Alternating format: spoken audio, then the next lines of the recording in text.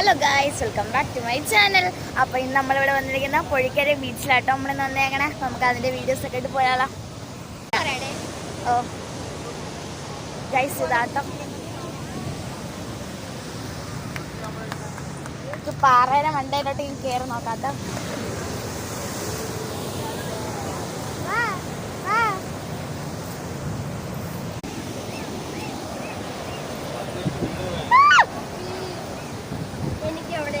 ഞങ്ങൾ പാറയുടെ മണ്ട വന്നിട്ടുണ്ട് കേട്ടോ. അവർക്ക് തുണിക്കിട്ടിട്ട് എത്താൻ